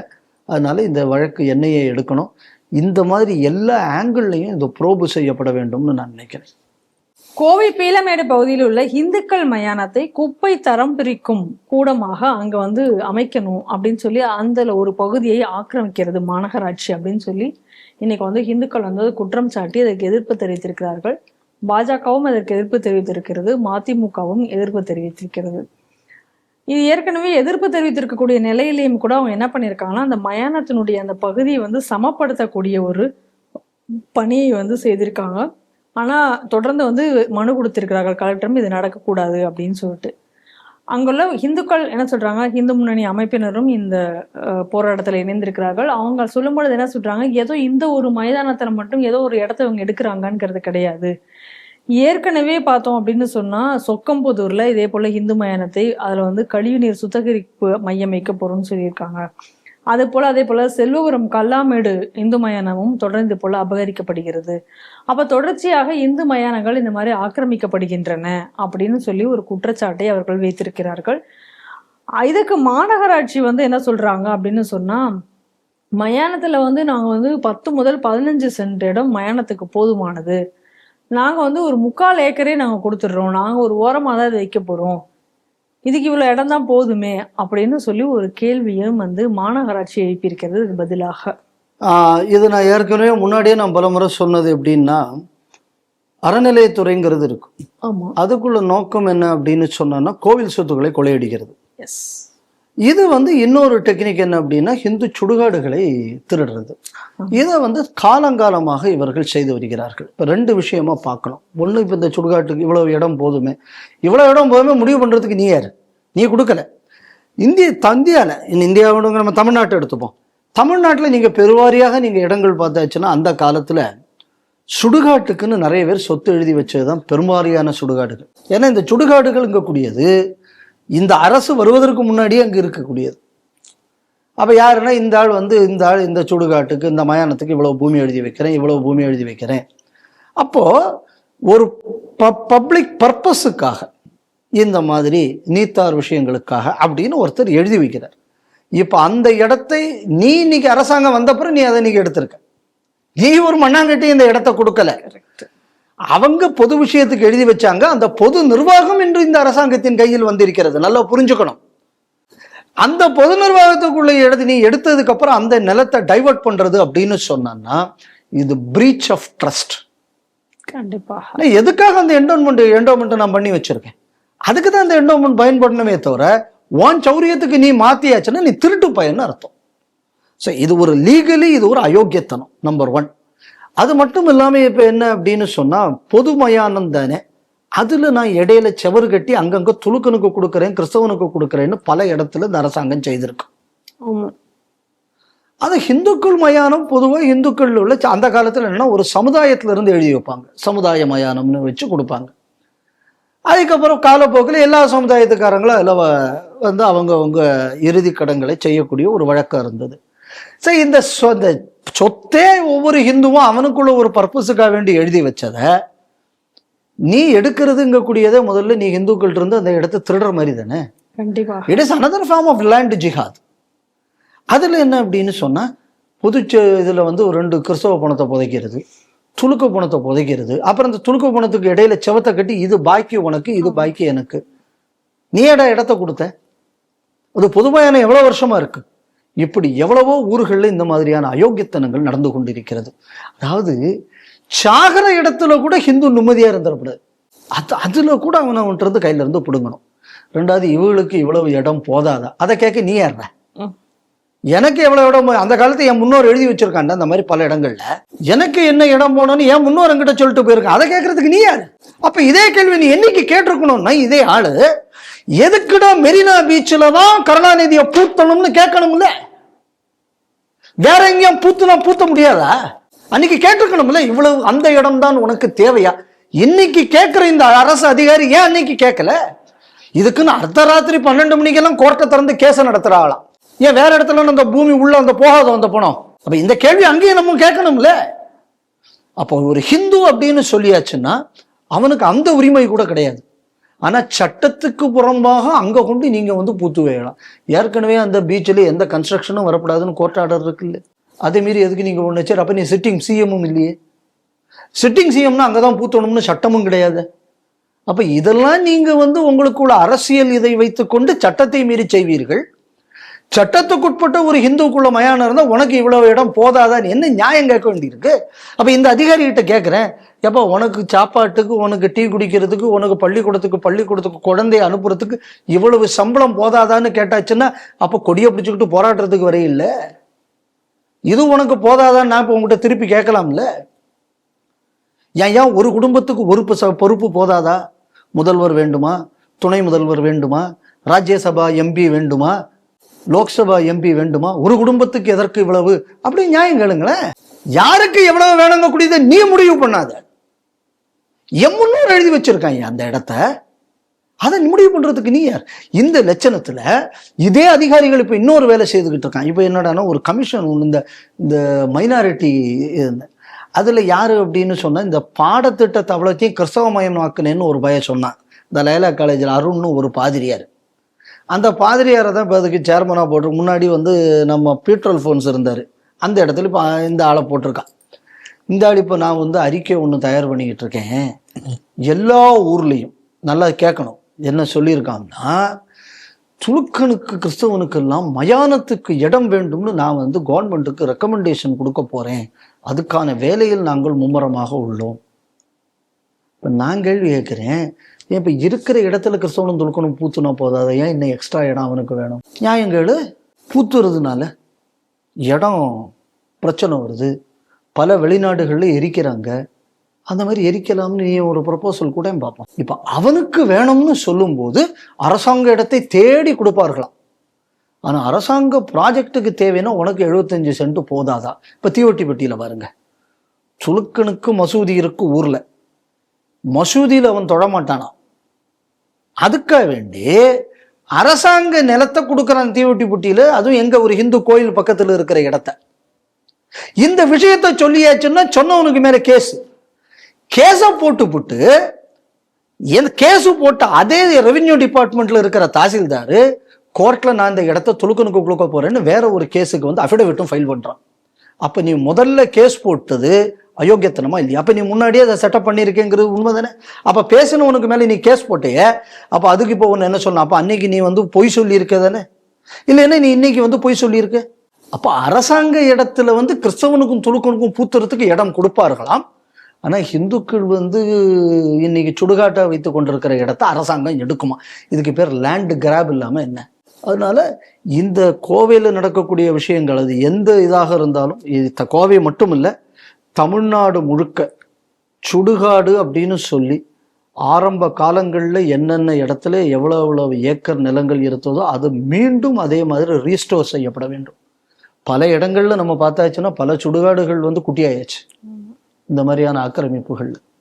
அதனால இது வந்து அயோக்கியத்தனம். கோயில் நிலங்களையும் கோவில்களையும் இவர்கள் கொள்ளையடிப்பது போல் சுடுகாட்டுகளையும் கொள்ளையடித்து வருகிறார்கள். அப்புறம் என்ன சொல்லுவான், பொது சுடுகாடு தானே, அதனால அதுல கிறிஸ்தவனும் பூத்துவான் துலுக்கனும் பூத்துவான், நீ என்னத்தை கேட்கறது? அதே நேரத்தில் கிறிஸ்தவன் துலுக்கனுக்கு தனி சுடுகாடும் கொடுப்பான்.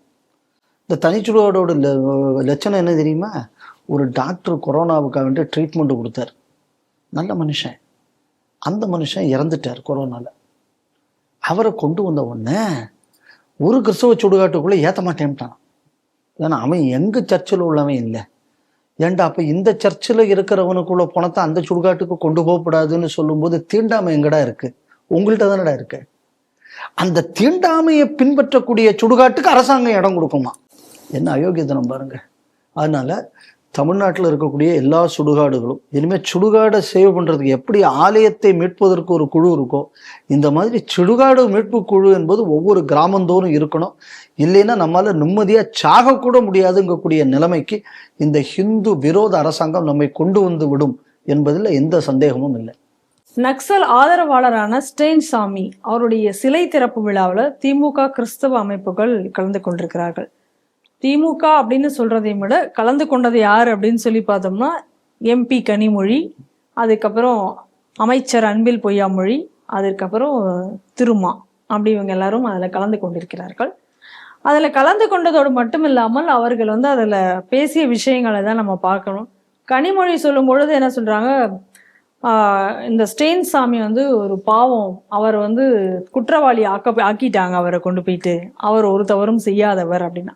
ஆனால் இந்த ஸ்டெயின் சாமி பீமா கொரேகான் வழக்கில் சம்மந்தப்பட்டு தான் சிறையில் இறந்தாருங்கிறது எல்லாருக்கும் தெரிஞ்ச விஷயம். அதுக்கு அடுத்தது அதே போல் திருமா பேசுகிறார். திருமா பேசும் பொழுது நக்சல்கள் எல்லாருமே வந்து மக்களுக்காக வந்து உண்மையாக ஃபைட் பண்ணக்கூடியதா, அவங்களுடைய உரிமைகளுக்காக அவங்க வந்து போராடக்கூடியவர்கள். ஆனால் இதே போல தான் வேண்டும்னே பிஜேபி வந்து சதி செய்து வந்து இவர் வந்து ஒரு நக்சலாக, அதாவது அவர் அந்த மாவோயிஸ்ட் சிபிஐ மாவோயிஸ்டினுடைய கருத்துக்கள் எல்லாம் ஏதோ அவருடைய லேப்டாப்பில் இருக்கிற மாதிரி இவங்களே ஒரு சதி செய்து ஒரு பிளான் பண்ணிட்டாங்க. அதனால் அப்படி பண்ணி அந்த மாதிரி பண்ணி அவரை அரெஸ்ட் பண்ணி ஜெயிலில் வச்சுட்டாங்க. அது அவர் உண்மையிலே பாவம், அவர் வந்து ஒரு குற்றவாளியே கிடையாது அப்படின்னு சொல்லி அவர் அதை சொல்லியிருக்காங்க. இந்த நிகழ்ச்சியில் வந்து நிறைய வந்து சர்ச்சில் இருக்கக்கூடிய பாதிரியார்கள் எல்லாரும் போயிருக்காங்க, பிஷப்புகள் எல்லாம் கூட அதில் கலந்து கொண்டிருக்கிறார்கள் அப்படிங்கிறதும் சரி. திருச்சியில் இந்த சிலை திறப்பு விழா நடந்திருக்கிறது. முதல்ல இதில் கவனிக்க, முதல்ல நான் திருமாவட்டிலிருந்து நம்ம ஆரம்பிப்போம். ஏன்னா அவர் என்ன சொல்கிறார், நக்சல்கள் எல்லாம் மக்களுக்காக போராடக்கூடியவர்கள், அதான் அவரோட முதல் பாயிண்ட்டே. ஒரு விஷயம் என்ன அப்படின்னா, நக்சல் பிடியிலிருந்து எந்த ஊர்கள்லாம் வெளியில் வந்ததுக்கப்புறம் தான் அந்த ஊர் இன்னைக்கு ரோடு, பல்பு, லைட்டு, பள்ளிக்கூடமே முதல்ல பார்க்குது. அப்போ திருமாவளவனுக்குள்ள கன்டென்ஷன் என்ன அப்படின்னு சொன்னால், ஒருத்தன் பிச்சைக்கார பயலாக இருந்தாச்சுன்னா தான் அவன் வந்து எந்த ஒரு அவனுக்கு வந்து ஒரு எக்ஸ்போஷரும் உலகத்தில் இல்லாமல் ஒருத்தன் வச்சுருந்தான்னா அவன் தான் மக்களின் போராளி. ஏன்னா அவர் அப்படித்தான் இந்த சமுதாயத்தை வச்சிருக்கணும்னு பார்க்குறார். பாருங்க, என்னைக்காவது திரும்ப வந்து ஐயா வள்ளுவர் நம் சமுதாயத்தை சேர்ந்தவர், உலக பொதுமுறையை கொடுத்த வள்ளுவனின் வழித்தோன்றல் நாம், என்னைக்காவது பேசியிருக்கார? சிவகணங்களாகத்தான் சொல்லுவார்கள் சாம்பவர்களை. ஸோ நம்ம அந்த மாதிரி நம்ம இறைவனுக்குள்ள அம்சம் புரிந்தியவர்கள் நாம், என்னைக்காவது பேசியிருக்கார? கிடையாது. உனக்கு என்ன முறுக்கு இருக்கா, அது இருக்கா, அந்த பொண்ணை தூக்கிட்டு வரியா, இந்த பொண்ணை தூக்கிட்டு வரியா? அப்போ இவர் அப்படித்தானே அந்த கூட்டத்தை வளர்க்குறாரு, பொறுக்கித்தனமாக தானே அந்த கூட்டத்தை வளர்க்குறாரு. நான் வாங்கி துட்டு கொடுத்து வாங்கி போட்ட கம்பி, அதனால தயவு செய்து திருடிடாத. அப்போ இன்னொருத்தன் வாங்கி போட்டால் திருடுன்னு தானே அர்த்தம். ஸோ அதனால் இவர் என்ன பண்ணி இவரை மாதிரி தான் அந்த அமைப்புங்கிறதுனால அவர் அதை வச்சு பேசுகிறார். திருட்டுப்ப பொம்பளையை பொறுக்கிட்டு வருது, இதுக்கெல்லாம் ஒரு கூட்டத்தை ஒரு தலைவருக்கு வந்து பேசுகிறாரு, இதெல்லாம் நீ செய் அப்படின்னு பேசுகிறாருன்னா, அப்போ இவர் கொடுக்கக்கூடிய சர்டிஃபிகேட் கொடுத்தா அந்த கூட்டம் எப்படி இருக்குங்கிறத நம்ம இதில் இருந்து புரிஞ்சுக்கணும். ஒன்று. ரெண்டாவது, அவர் சொல்லக்கூடியதில் பாருங்க, அதில் கூட கொஞ்சமாவது விவரத்தை பயன்படுத்தி இருக்கணும். மாவோயிஸ்டுகள் மக்கள் போராளிகள், அப்போ அதோட முடிச்சிருக்க வேண்டியதுதானே. ஆனால் மாவோயிஸ்டுகளுக்குள்ள விஷயத்தை வந்து பாதிரியாருக்குள்ள லேப்டாப்பில் வைத்து பிஜேபி வந்து பாதிரியாரை பிடித்து உள்ளே விட்டது. அப்போ மாவோயிஸ்டுக்குள்ள கருத்தியல் என்பது அவங்க செய்யக்கூடியதுங்கக்கூடியது தேச விரோதமான விஷயம், அதை கொண்டு அவர்கள் செய்து விட்டார்கள் அப்படின்னு அதுவும் இவரே சொல்றாரு. அப்போ மாவோயிஸ்டுக்குள்ளதை வச்சிருந்தா ஏன் தப்பு? மக்கள் போராளிகள் தானே. அப்ப மக்கள் போராட்டத்தை தவிர வேற ஏதோ ஒரு விஷயம் உள்ள இருந்திருக்குன்னு தானே அர்த்தம். அப்ப மாவோயிஸ்டுக்குள்ளது நீ வச்சிருந்தது தப்பு, அந்த தப்பை ஆக்குவதற்காக பிஜேபி அதில் கொண்டு வைத்ததுன்னு. அப்ப இப்ப ரெண்டாவது ஸ்டேட்மெண்ட் வரும்போது மாவோயிஸ்டுடன் இவர் அடையாளம் காட்டப்பட்டதால் அப்படிங்கிறது சொல்றாரு. இப்ப இவர் ஸ்டேட்மெண்ட்லயே இவர் முரண்படுறாரு. அதுக்கப்புறம் நம்ம அக்கா கனிமொழி என்ன சொல்லிச்சுன்னா, அவர் ரொம்ப நல்ல பாதிரியாரு, பழங்குடியின மக்களுக்காக போராடி போட்டாரு, அவருக்குள்ளது இவங்க தான் கொண்டு வந்து மாவோயிஸ்ட பூத்தி அவரை ஜெயில தூக்கி போட்டு விட்டாங்க அப்படிதானே. அப்ப அக்கா கனிமொழி என்ன பண்ணணும்னா, நேர திருச்சியிலிருந்து இப்ப மோடி வேகமா மெட்ராஸுக்கு வருதுக்கு வந்தே பாரத்னு ஒரு ரயில் விட்டுருக்காரு, அதுல ஏறுங்க. ஏன் காரணம் அதுல ஏறுங்கன்னு சொன்னா, தமிழ்நாடு பஸ்ஸில் தனியா 2 டயர் கழண்டு ஓடுதான், அதனால தயவுசெய்து அதில் ஏறிறாங்க. ஏதாவது அது மாதிரி பஸ்ஸில் நாங்கள் போகிறோம், ஏன்னா எங்கள் லைஃப் எல்லாம் ரிஸ்க் ஆனால் தப்பு இல்லை, ஆனால் உங்கள் லைஃப் ரிஸ்க் ஆயிடக்கூடாது, அப்புறம் அண்ணன் கோச்சிப்பார். அதனால நீங்கள் வந்து மோடியோட பாதுகாப்பான ரயிலில் ஏறிவாங்க. ஏன்னா நீங்கள் வந்தாச்சுன்னா ஒரு லாபம் என்னன்னா, வேற மக்களுக்கும் பாதுகாப்பு. ஏன்னா அங்கங்கே பாலத்தில் குண்டு வைக்கிறவன், இந்த ரயில் ட்ராக்கில் வந்து அந்த இதை நம்பி விடுறவன், பாறை வைக்கிறவன்லாம் வைக்க மாட்டான். ஏன்னா அவங்களாம் மாவோயிஸ்ட் கூட்டம், பயங்கரவாத கூட்டம், அவங்களாம் உங்களுக்கு வேண்டப்பட்டவங்க. அதனால நீங்க அந்த ரயில்ல அடிக்கடி போயாச்சுன்னா மக்களுக்கும் பாதுகாப்பு இருக்கும்ல, அதுக்கு சொல்றேன். நீங்க அங்க இருந்து ரயில் ஏறி நேர வந்து இங்க உங்க அண்ணார் ஸ்டாலின்கிட்ட கேட்டு, அவங்க கையில தான் போலீஸ் துறைன்னு ஒண்ணு இருக்கு, அது நீங்கள் அவருக்கு அப்பப்போ ஞாபகப்படுத்தணும். ஏன்னா அந்த சீட்டில் போலி காவல் அந்த துறை உம்மிடம் இருக்கிறதுன்னு இல்லாமல் அவர் கூட அதை தான் தப்பாக கூட படிக்க வாய்ப்பு இருக்கும். அதனால் அந்த துறை உங்கள் அண்ணன்ட்ட தான் இருக்கும். இந்த ஸ்டேன்சாமிக்கு ஒரு மெமோரியல் கட்டணும். யார்? இந்த பியூஷ் மனுஷ்னு ஒரு சேலத்தில் கட்டுறதுக்காக வேண்டி முயற்சி கட்டுனான். அப்போ அதை திறக்கக்கூடாது. அதை திறந்தாச்சுன்னா அது பயங்கரவாத செயலை தூண்டக்கூடிய ஒரு இடமாக மாறும்னு சொல்லி உங்க அண்ணார் ஸ்டாலினுக்குள்ள துறை தான் கோர்ட்ல அதை அப்போஸ் பண்ணிச்சு. அப்ப இந்த ஸ்டேன்சாமிக்குள்ள நினைவு தூண் ஒண்ணு வச்சாச்சுனாலே இந்த பிரச்சனை வரும்னு சொன்னது உங்க அண்ணார் கையில் இருக்கக்கூடிய காவல்துறை. அப்படின்னா பிஜேபி அந்த வேலையை செய்தது அப்படின்னு சொன்னா அப்போ பிஜேபியுடன் உங்க கட்சி இணைஞ்சிருக்கா இல்லை உங்க அண்ணார் இணைஞ்சு இந்த வேலையை செய்தாரா? இந்த கோர்ட்ல அஃபிடவிட் போட்டுதாங்க அப்படின்னு வந்தே பாரத் ரயிலில் ஏறி உங்க அண்ணன்ட்ட கேட்டு முதல்ல பதில் சொல்லுங்க. ஏன்னா இவதான் போட்டது கோர்ட்ல. அப்ப உங்க ஊர்ல ஸ்டேன்சாமியோட ஒரு இது வந்துருச்சுன்னா பயங்கரவாதம் வரும்னா அவ இன்னொரு ஊர்ல அந்த ஆள் இருக்கும்போது என்னெல்லாம் பண்ணியிருப்பான்னு கற்பனை பண்ணிக்கிங்க. ஒரு வேடிக்கை என்னன்னா, இந்த ஸ்டேன்சாமிக்கு ஒரு விழா நடத்தின அந்த லயலா காலேஜில் அதுக்கு இவ அண்ணாரும் போய் கலந்துக்கிட்டாராம்.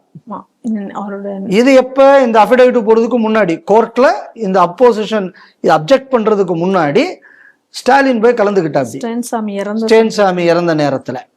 அதுக்கப்புறம் கோர்ட்ல இதை அப்போஸ் பண்றாங்க, இந்த நினைவு தூண் வரக்கூடாது, இது நக்சல்கள் எல்லாம் திருப்பி ஒருங்கிணைப்பதற்கான வழி. இப்ப படத்தரப்புக்கு கனிமொழி போகுது எலெக்ஷன் டயத்துல என்னன்னு இன்னொரு ஊர்ல அங்க போயிட்டு இந்த இது நடந்துகிட்டு இருக்குன்னு. அப்போ உங்க நிலைப்பாடு என்ன முதல்ல தெளிவா சொல்லுங்க. அப்ப நீதிமன்றத்துல போகும்போது இந்த ஆள் பயங்கரவாதின்னு சொன்னது நீங்க, இந்த ஆள்னால பயங்கரவாதம் வலுப்பெறும்னு சொன்னது நீங்க. ஆனா கிறிஸ்தவ பாதிரியார்கள் கூட இருக்கும்போது இந்த ஆளை தியாகின்னு சொல்றே அப்படின்னா நீங்க ஓட்டுக்காக நாட்டை விற்கக்கூடிய பிக்காலி கூட்டமா இல்லையா? இந்த கேள்விக்கு பதில் சொல்லணும்ல. கண்டிப்பா. இப்போ தமிழ்நாட்டில் இப்போ இந்த ஆளுக்கு என்னடா அப்படின்னா ஒரு நக்சல் பயங்கரவாதத்துக்கு ஆதரவு கொடுத்து இதுக்கு இவ்வளவு சர்ச்சம் திரண்டு வந்திருக்கு. நான் திருப்பி எல்லா இடத்துலையும் சொல்லக்கூடியது நான் மறுபடியும் சொல்றேன்.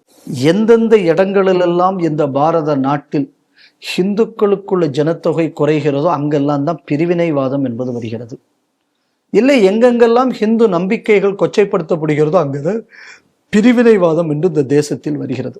இன்னைக்கு உங்களை எல்லா பாதிரியும் அங்கே போய் கடந்திருக்கான் அப்படின்னு சொன்னா இதுல நான் சொல்லக்கூடிய இந்த ஸ்டேட்மெண்ட் இஸ் நாட் ஜஸ்டிஃபைடு. ஏன்னா யோசிச்சு பாருங்க, ஒன்றியம்னு சொன்ன உடனே இந்த பாதிரி எங்க ஊர் பாதிரி ஜெகத் காஸ்பர் எப்படி சந்தோஷமா கொண்டாடினா அப்படி. அப்போ இன்டென்ஷன் ஆஃப் த சர்ச் என்ன? ஏன்னா பவானி சங்கர் நியோகி கமிட்டி அவங்களுக்குள்ள ரிப்போர்ட்ல ஒரு இடத்துல ரொம்ப தெளிவா சொல்லுவாங்க, இந்த நாடு விடுதலை அடைந்த உடனே ஒளியின் ராஜ்யம் சென்று விட்டது, இருள் வந்து விட்டதுன்னு சொல்லி ஜபல்பூர் பக்கத்தில் இருக்கக்கூடிய சர்ச்சுகளில் பிரார்த்தனை, பள்ளிக்கூட சர்ச்சுகள்ல எல்லாம் பிரார்த்தனை செய்தார்கள். அவருக்குள்ள ரிப்போர்ட்ல அது இருக்கு. ஒன்றும் கிடையாது. இந்த கல்ஃப் வார் வந்தது, முதல் கல்ஃப் வார். அவ ஒரு பக்கம் சதாம் ஹுசேன் ஈராக்கு, இன்னொரு பக்கம் ஜார்ஜ் புஷ் அமெரிக்கா. எங்கள் ஊரில் பார்த்தீங்கன்னா இந்த குளச்சல் பக்கத்தில் துலுக்க ஏரியாவிலிருந்து வர்ற வண்டியெல்லாம் சதாம் ஹுசேனுக்கு ஜெயின்னு சாக்பீஸில் எழுதி போடுவோம். அந்த கிறிஸ்தவ மீனவர் பகுதியிலிருந்து வர்ற பஸ்ஸில் எல்லாம் ஜார்ஜ் புஷுக்கு ஜெயின் தான். அப்போ இந்த ரெண்டு பயல்களும் இந்த நாட்டுக்காரன் இல்லைன்னு அன்னைக்கே சொன்னது தான், எங்கள் ஊரில் நடந்தது தான், புதுசு ஒன்றும் இல்லை. அதனால இப்போ என்ன அப்படின்னு சொன்னால், இந்த நான் எப்போவுமே சொல்கிறது, இந்த triple M axes, Muslim, missionary, Marxist, இந்த ஆக்சஸோட ஒரு show of unity and show of strength தான் இது. அதனால இந்த மாதிரியான ஒரு நிகழ்வுக்கு இன்னைக்கு நம்ம அரசாங்கம் அனுமதி கொடுத்துருக்கோம். இதுக்கு ஒரு 52 கண்டிஷன் போடுறதுக்கு போலீஸுக்கு துப்பு இல்லை. முருகமாநாட்டுக்கு போட்டாக என்னெல்லாமோ கம்மி. நான் என்ன பேசணும் என்பதை முடிவு செய்ய வேண்டும். ஏண்டா இப்போ மாவோயிஸ்ட் மக்களின் தியாகிகள்னு சொல்லி பாரத சர்க்காரால் தடை செய்யப்பட்ட இந்த அமைப்புகளை தியாகின்னு சொன்ன திருமாவளவன் மேல இப்ப என்ன கேஸ் போட போகுது இந்த போலீஸ்? இவங்க என்ன பேசணுங்க கூடியதை கோர்ட்டு நீ எதெல்லாம் பேசப்படாது எதெல்லாம் பேசணும்னு எல்லாம் சொல்லுதான். சரி, இப்ப இவர் பேசியிருக்கிற இப்ப சோமோட்டோ எடுக்கலாமே கோர்ட்டு. கண்டிப்பாக ஈத்தரைன்னு எல்லாம் சொல்லி இந்த திமுக காரங்க தானே எழுதுனது, ஐடி விங்ல. இப்ப எந்த இப்ப பேசியிருக்காங்களே இது சட்டவிரோதம் அப்படின்னு சொல்லி அந்த ஈத்தரைகள்லாம் இப்போ எழுதுமா? அன்னைக்கு இந்த வார்த்தையை யூஸ் பண்ணி தானே எழுதுனீங்க. இன்னைக்கு அதை போட்டு நீங்க எழுதுங்களேன் பார்ப்போம். இது பிளாட்டன்ட் சட்டவிரோதம். இனிமேல் பயங்கரவாதமே வராது தமிழ்நாட்டில் அப்படின்னு சொல்லி சங்கர் ஜெய்வால் அவர்கள் டிஜிபி சொல்லியிருக்காரு. இப்போ ஓப்பனாக சொல்லியிருக்காங்க, பயங்கரவாதி தான் இந்த நாட்டு மக்களின் போராளிகள்னு. இப்போ இதே வந்து பயங்கரவாதத்தை பரப்பும் செயல் தானே. கண்டிப்பா உங்க டிபார்ட்மெண்ட் தானே கோர்ட்ல சொல்லிச்சு, இந்த ஸ்டேன் சாமிக்கு வந்து நீங்க ஒன்று வச்சாச்சுன்னா அது வந்து மறுபடியும் ரீக்ரூப் ஆகி பயங்கரவாதம் வரும். இதே சங்கர் ஜெய்வால் ஹெட் பண்ற டிபார்ட்மெண்ட் அவர் தானே இந்த போலீஸ் டிபார்ட்மெண்ட் ஹெட். அது அப்பப்போ நம்ம ஞாபகப்படுத்திக்க வேண்டியிருக்கு. ஏன்னா அவருக்கே ஒரு டவுட் வருது, நம்ம அந்த டைரக்டர் ஜெனரல் ஆஃப் போலீஸா இல்லைன்னா டிஎம்கே ஜெனரல் ஆஃப் போலீஸ்னா அவருக்கு அப்பப்போ ஞாபகம் சந்தேகம் வந்துடுறதான். இப்போ நாங்கள் அவரை டைரக்டர் ஜெனரல் ஆஃப் போலீஸாவே நான் கேட்குறேன், இப்போ நீங்கள் வந்து இப்போ இதுக்கு இப்போ என்ன பண்ண போகிறீங்க? இப்போ பயங்கரவாதத்தை பரப்பக்கூடிய ஒரு இடம் வந்திருக்கு, ஏற்கனவே இந்த மாதிரி ஒன்று வந்தால் பரப்புன்னு நீங்கள் தான் கோர்ட்டில் சொன்னீங்க. இப்போ அந்த ஆளுக்கே இப்போ ஜெல திறந்திருக்காங்க. இப்போ வந்து பயங்கரவாதம் வளருமா வளராதா? அப்போ இதில் இப்படியே திருமாவளவன் பேசியிருக்கா அப்படி. அப்போ என்ன நடவடிக்கை எடுக்க போகிறீங்க நீங்கள்? அப்போ பயங்கரவாதத்தை தடுக்க இனிமேல் வராது அப்படின்னு நீங்கள் வந்து கொடுக்கக்கூடிய உத்தரவாதம் என்பது தேர்தலுக்கான செட்டப் உத்தரவாதம்னு இப்போ நம்ம எடுத்துக்கலாம் இல்லையா? கண்டிப்பாக. ஸோ அப்போ ஒரு டிஜிபி வந்து தமிழ்நாடு பாதுகாப்புக்காக பேசுகிறாரா இல்லை திமுகவின் ஓட்டுக்காக பேசுகிறாராங்கக்கூடிய சந்தேகமே நமக்கு வருது. அதனால இன்னைக்கு நடந்திருக்கக்கூடியதுங்கக்கூடியது பிரிவினைவாத பயங்கரவாதத்திற்கான ஒரு அடையாளமாக நான் பார்க்கிறேன். இது இந்த மாதிரியான தேச விரோத நடவடிக்கைகளுக்கு மக்களை சேர்ப்பதற்கான ஒரு பாயிண்ட் அப்படின்னு தான் இது பார்க்கப்பட வேண்டும். இது உண்மைக்குமே கண்டனத்துக்குரியது மட்டுமல்லாமல் இது சம்பந்தப்பட்டிருக்கிற அனைவருமே கைது செய்யப்பட வேண்டும் என்பதுதான் என் கருத்து. சிறையில் இருக்கக்கூடிய கைதிகளுடன் லக்ஷரி தொய்பா அவங்க வந்து ஒரு நெட்வொர்க்கை அமைத்திருக்கிறார்கள் அப்படின்னு சொல்லி இன்னைக்கு கர்நாடகா போலீஸ் 3 பேர் கைது செய்திருக்கிறார்கள். அவர்கள் மூலமாக அந்த நெட்வொர்க் அங்க இருந்தது அப்படின்னு சொல்லிட்டு. அந்த 3 பேர் யார் அப்படின்னு சொல்லி பார்த்தா 3 பேருமே வந்து, அதாவது அதுல 2 வந்து அரசாங்க பதவியிலே இருக்கக்கூடிய, ஒருத்தர் வந்து அரசாங்க அதிகாரப்பூர்வமான சைக்காட்டிஸ்ட் ஒரு டாக்டர், அதுக்கடுத்து ஒரு police officer, working police officer ஒருத்தர், இன்னொருத்தர் ஒரு அம்மா, அவங்க வந்து ஒரு இஸ்லாமிய பெண். அவங்க யாருன்னா ஒரு தேடப்பட்டு கொண்டிருக்கக்கூடிய ஒரு பயங்கரவாதி, அவன் தலைமறைவாக இருக்கான், அவனுடைய அம்மா. ஸோ இவங்க 3 பேரையும் இன்னைக்கு வந்து கைது செய்திருக்கிறார்கள். ஏற்கனவே ஜெயிலில் இருக்கக்கூடிய ஜுனாய்ட் அகமது அப்படிங்கக்கூடியவனுக்கும் நசீர் என்பவன் வெளியில் இருக்கக்கூடிய ஒரு பயங்கரவாதி. இந்த நசீர் என்பவன் கொடுக்கக்கூடிய தகவல்களை அந்த அனீஸ் பாத்திமா என்கிற அம்மா அந்த ஜுனாய்ட் அகமது என்பவனுக்கு அந்த செய்திகளை கொடுக்கக்கூடிய ஒரு வேலையில் ஈடுபட்டு இருந்திருக்காங்க. இது மூலமா உள்ளுக்குள்ளாரே ஜெயிலுக்குள்ளாரையே வந்து என்ன மாதிரியான பயங்கரவாத செயல்களை செய்ய வேண்டும், எப்படி வந்து ரேடிகலைஸ் பண்ணணும் அப்படிங்கக்கூடிய செய்திகளை இங்கிருந்து அனுப்பிச்சு உள்ளுக்குள்ளார பயங்கரவாத பயிற்சிகளும் கொடுக்கப்பட்டிருக்கிறதாக இப்படி ஒரு அதிர்ச்சிகரமான தகவலை இன்னைக்கு சொல்லியிருக்காங்க. இது புதுசு இல்லை, இது தொடர்ந்து பல இடங்கள்ல நடந்துகிட்டு இருக்கு. குறிப்பாக நம்ம பாளையங்கோட்டை ஜெயிலில் இதே மாதிரி ஒரு சம்பவம் நடந்ததுங்கக்கூடியது நம்ம இந்த ஸ்ரீ டிவி செய்தியிலே சொன்னோம். ஏற்கனவே இது தொடர்பாக ஒரு புகார் கூட அங்கே கொடுக்கப்பட்டிருந்தது. அந்த செய்தி நம்ம இதை சொல்லியிருக்கோம். 2வது, தமிழ்நாட்டில் இந்த மாதிரியான சம்பவங்கள் பலது நடந்திருக்கு. இன்னும் சொல்ல போயாச்சுன்னா ஒரு 10 வருஷத்துக்கு முன்னாடி இருக்கும், கிட்டத்தட்ட இருக்கும் 10 வருஷத்துக்கு முன்னாடி இருக்கும். நம்ம புழல் ஜெயிலில் என்ன அப்படின்னு சொன்னோம்னா, சில காவல்துறை அதிகாரிகள் தாக்கப்பட்டார்கள். இரத்த காயத்துடன் அவர்கள் ஆஸ்பத்திரிக்கு கூட்டி செல்லப்பட்டார்கள். அப்ப இருந்த சிறைத்துறை அதிகாரி அப்படி எந்த சம்பவமே நடக்கல, பேச்சுவார்த்தையில தான் கொஞ்சம் ரசாபாசமா கொஞ்சம் பேசிக்கிட்டாங்க அப்படின்னு சொல்லி, இல்லை அதெல்லாம் தக்காளி சட்னி தான், அதெல்லாம் ரத்தமெல்லாம் இல்லை அப்படின்னு சொன்னாங்க. அதுக்கப்புறம் நீங்கள் பார்த்தீங்கன்னா இப்போ அப்பப்போ ஜெயிலில் நடக்கக்கூடிய பல பிரச்சனைகள், அதுக்குன்னு பல கைது செய்யப்படக்கூடிய பயங்கரவாதிகளை மாற்றி மாற்றி இது பண்ணுகிறார்கள். பல இதில் நம்ம பார்க்குறோம் என்ன அப்படின்னா, இன்னைக்கு புதுசாக பல குற்றச்செயலில் புரியறவங்க வந்து ஹிந்து பேர்லேருந்து சமீபத்தில் முஸ்லீமாக மாறியவர்கள்னு ஒரு குரூப் இருக்குது. இதில் சிறையில் வந்து முஸ்லீம் இன்ஃப்ளூயன்ஸ் வந்து வெளியில் வந்து மாறியவர்கள்ங்கக்கூடியது ஒரு பெரிய குரூப்பே தமிழ்நாட்டில் இருக்கு. இதை தொடர்பாக பல விஷயங்கள் இதுக்கு முன்னாடி நம்ம ஸ்ரீ டிவியில் நம்ம சொல்லியிருந்தோம். இடையில கூட பல ஜெயில்களில் நம்ம தமிழ்நாட்டில் கூட வந்து உங்களுக்கு இந்த கம்யூனிகேஷன் எக்யூப்மெண்ட்ஸ் எல்லாம் கூட வந்து ஜெயிலில் இருந்து பிடிச்சாங்கங்கக்கூடிய செய்தியெல்லாம் கூட நம்ம பார்த்தோம். இப்போ சமீபத்தில் கூட இப்போ என்ன நடக்குது அப்படின்னா, ஜெயிலில் பலகாலமாக இருக்கிற குண்டு வச்சவனெல்லாம் வெளியில் விடணும்னு அவர்கள் மனைவிகள் எல்லாம் ஜெயிலில் போராட்டம் நடத்தி கொண்டிருக்கிறார்கள். அப்போ கூட சீமான் கூட ஏதோ எல்லாம் போய் பார்க்கலாம் போயிருக்காரு அப்படிங்கக்கூடிய செய்தியெல்லாம் நம்ம பார்க்குறோம். ஸோ அதனால இது என்ன அப்படின்னா, இன்னைக்கு ஜெயிலுங்கக்கூடியது வந்து தண்டனைக்குரிய இடம் என்பதை விட இன்னைக்கு பல பயங்கரவாத திட்டங்களை தீட்டக்கூடிய இடங்களாக இன்று பல சிறைகள் மாறி இருக்கின்றனங்கக்கூடியது நம்ம தொடர்ந்து பார்க்குறோம். நிறைய நியூஸ் இது தொடர்பாக நம்ம இதுக்கு முன்னாடி ஸ்ரீ டிவியில் பண்ணியிருக்கோம். அதில் தமிழ்நாட்டில் இருக்கக்கூடிய சிறைகள் எவ்வளவு மோசமாக இருந்து கொண்டு இருக்கின்றன அப்படிங்கக்கூடியதையும் நம்ம பார்க்குறோம். அதனால இது வந்து ஆச்சரியப்படுற விஷயமாக நாம் பார்க்கல. அப்ப இவ்வளவு விஷயங்கள் ஒரு சிறைக்குள்ள நடக்கணும் அப்படின்னு சொன்னா சிறைத்துறை அதிகாரிகளுக்குள்ள உதவி இல்லாமல் நடக்க வாய்ப்பு இருக்கா? இல்ல. அப்ப 2 விஷயம் பார்க்கணும். ஒன்று, சிறைத்துறை அதிகாரிகளுக்கு பாதுகாப்பு இருக்கிறதாங்கிறதையும் பார்க்கணும். ஏன்னா ஏற்கனவே இன்னைக்கு முன்னாடி உள்ள நியூஸ்ல நம்ம வந்து இந்த நெட்டராஜா டெய்லர் ராஜா அரெஸ்ட்டை பத்தி பார்த்தோம். அவன் யார்? ஜெயிலர் ஜெயபிரகாஷ், அப்புறம் ஜெயில அங்கே பூபாலன், இவங்களெல்லாம் கொண்டிருக்கான் அப்படிங்கிறத நம்ம பார்த்தோம். அப்புறம் அதுக்கப்புறம் ஏற்கனவே இங்கே அடி வாங்கினதுக்கப்புறம் இல்லை, பேச்சுபு தான் நடந்தது, எந்த பிரச்சனையும் இல்லைன்னு போலீஸ்காரங்க சொல்றதையும் பார்க்குறோம். அப்போ சிறைத்துறையில் வேலை செய்யக்கூடிய காவலர்களுக்குள்ள பாதுகாப்பை இந்த அரசாங்கங்கள் உறுதி செய்யாமல் இருந்தால் அவங்க ஏதாவது என்னதான் பண்ண முடியும்? அதனால இது வந்து நம்ம என்ன அப்படின்னு சொன்னா, இது ஏதோ இந்த கேஸ் மாட்டி இருக்கே தவிர இது வந்து ஏதோ ஒன்று ஏதோ வேற ஒரு காரணத்துக்காக இவங்க வந்து இந்த கேஸை கொண்டு வந்திருக்காங்க. இந்த மாதிரியான விஷயங்கள் வழக்கமாக நடந்துதான் வருகிறது. இது எப்பவுமே இந்த திருட்டு இதில் என்ன பண்ணுவாங்க, ஒரு 10 கேஸில் ஏதாவது ஒரு கேஸை பிடிப்பாங்க.